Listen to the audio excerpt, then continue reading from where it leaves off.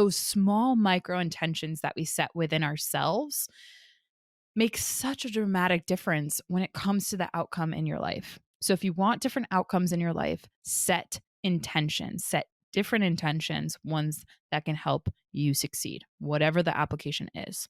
Now I know what my intention is, I know what my outcome is, and I'm going to have a much better experience being there than just blindly going in and hoping it goes well, which unfortunately most of us are doing in our everyday life. We're kind of just walking through hoping that it ends up being okay. Hey everybody, it's Bianca. And it's Emilia. Welcome to another episode of Evolve Ventures, where we are helping growth minded humans evolve by breaking one limiting belief at a time. We hope you enjoyed the last episode, number 288, Motivation. Well, that's not a Motivation Monday. 288, does accepting mean it's okay? For today, 289, Motivation Monday, 3 questions to help you succeed. Our purpose, our intention with this episode is to help all of you feel more in control of your lives. Something that Emilia and I have personally practiced, and we help all of our clients and all of the people that really matter to us do, is to do things that are, or to focus on the things that really matter, is to pay attention to the things that really matter, that are going to make their lives, our lives, the best it can be. And focusing on certain things, putting our attention on certain questions will allow us to do that, because what we focus on, we feel, what we feel, we act on, and what we act on becomes the entire experience of our lives. So, we are going to dive into 3 questions that have radically transformed our lives and what we believe will be that for you as well. And the reason why we believe that and why it's been our experience, I think, is even greater than both of those two put together, is because it's these 3 questions are really pointing to the principles. And I didn't know this about myself, B, but I am starting to learn this more and more. I'm someone who is just so magnetized by principles because of the fact that it is the truth and it is just the straight line truth. And that's one of the things that I'm going to get super jazzed up in this episode, because we're just going to share the truth and no fluff. And it's just going to help our listeners be way more successful in their life, whether this is applied to their careers, whether this is applied to their intimate relationships, their friends, their families, whatever they care about, their art, even. These are 3 fire principles that, no matter where they're applied, will guide each and every single one of our listeners to a more successful or more fulfilled life. I'm smirking because I'm curious as to what didn't.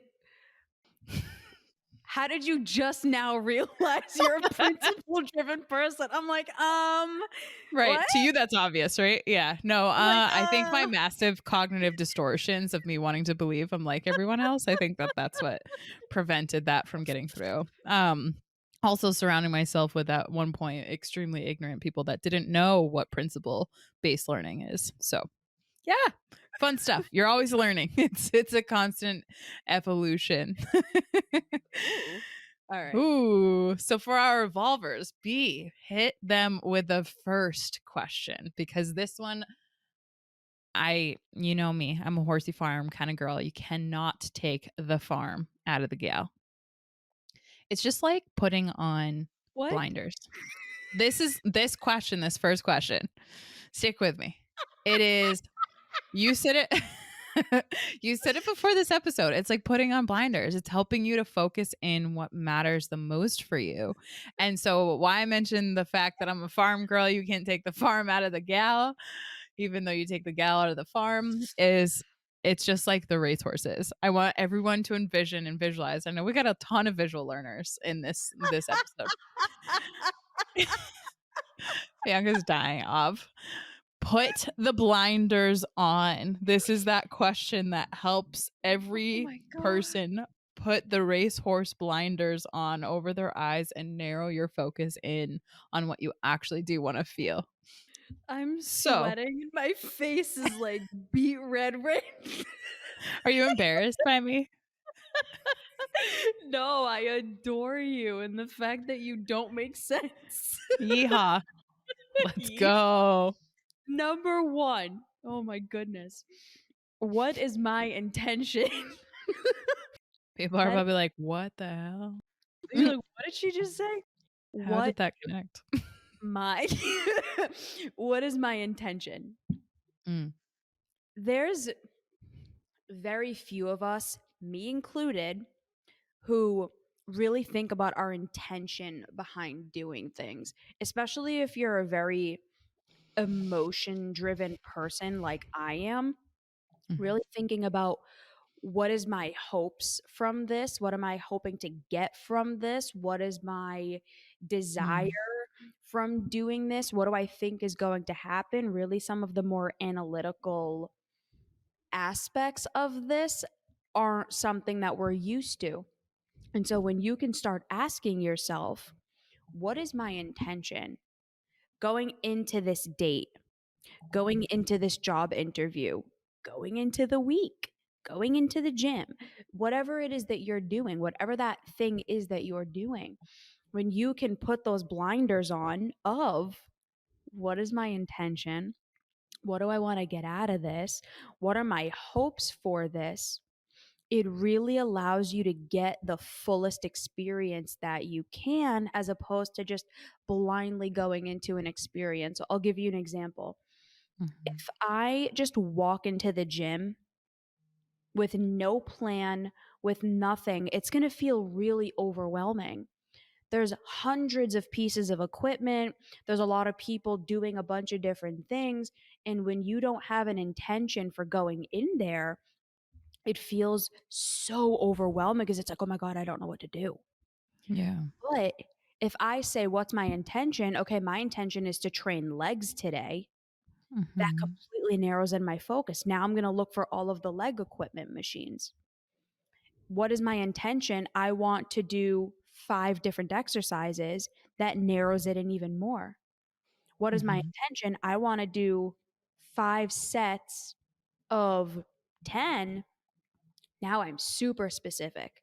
Now I know what my intention is, I know what my outcome is, and I'm going to have a much better experience being there than just blindly going in and hoping it goes well, which unfortunately most of us are doing in our everyday life. We're kind of just mhm. walking through hoping that it ends up being okay. Or we're just showing up. So, a more day to day example that just popped up, given some of the conversations that I've had recently, is, even if you have an attention, when you get out of work and you come home, if you are going home and all of a sudden you start to go into the kitchen and you open up your cabinetry and you start just storm eating because you're coping with all the day's stress, that's going to happen because you don't have any of those blinders on. You don't have the focus, you don't have intention behind it. Whereas, same situation, before you get out of your car, you set an intention. My intention is to make a healthy meal for myself. That one tiny intention can redirect your behavior. And by the way, help you with whatever macro goals you have. That's tiny, tiny application.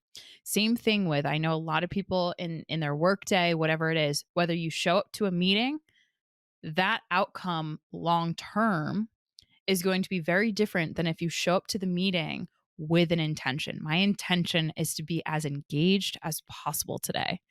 My intention is to listen so intently to whatever it is going on to make sure that I can add value, right? Those small micro intentions that we set within ourselves make such a dramatic difference when it comes to the outcome in your life. So if you want different outcomes in your life, set intentions, set different intentions, ones that can help you succeed, whatever the application is. That's number one. That ties directly into number 2. where can I improve? So let's say your intention is to get better at the gym, right? Let's just use that as an example. Okay, my intention is to be much healthier. Where can I improve? What can I do today? What can I do on the day to day, on the week to week to help me actually get that intention? So if it is in the gym, okay, where can I improve? Maybe I can improve my timing. Mm, Maybe I can make sure that I'm there for at least 30 minutes. Maybe I can start going before work as opposed to after, because I know every time I tell myself I'm going to go after, I don't end up going because I'm too tired, right? mhm, What are all of the areas that matter to you and that you can ask yourself, how can I improve here? mm, That single question has made a massive difference in my life, because when I started focusing on the things that mattered to me mhm. and setting the intention of wanting to improve on them, I was able to actually take steps in the right direction and make really great changes. B, that ties right into number 3. I literally had a conversation on a call with a client this morning who had the same exact thing happen where their exercise, they want to exercise, right? The want is there, so technically the intention is there. They've claimed it to themselves, I intend to exercise daily. Even if it's something small. I even bought myself this little resistance machine. I've done this, la la la, right? Insert all of the environmental cues to help fulfill that intention, to help improve their workout, exercise regimen, whatever. But number 3 is, what is a story I'm telling myself? And I got in there and I said, "Hey, so right before the thoughts and the behaviors of not doing what you want to do, not fulfilling your intention, what actually is happening in there from a thought standpoint?" And he Mhm, said, "Honestly, that narrative, the story that I'm telling myself is that I'll do it later." And so all of mhm. us have this story that we tell ourselves, whether it's our manager, firefighter, I won't even get into parts in this. But there's a narrative, a story that we are telling ourselves, and we all know it. And that's a perfect example. So the story he was telling himself was, I'll do it later. But exactly that story, I said, so out of a 7-day week, how many times did you actually do it later? And he said, none. And I said, Nope. okay.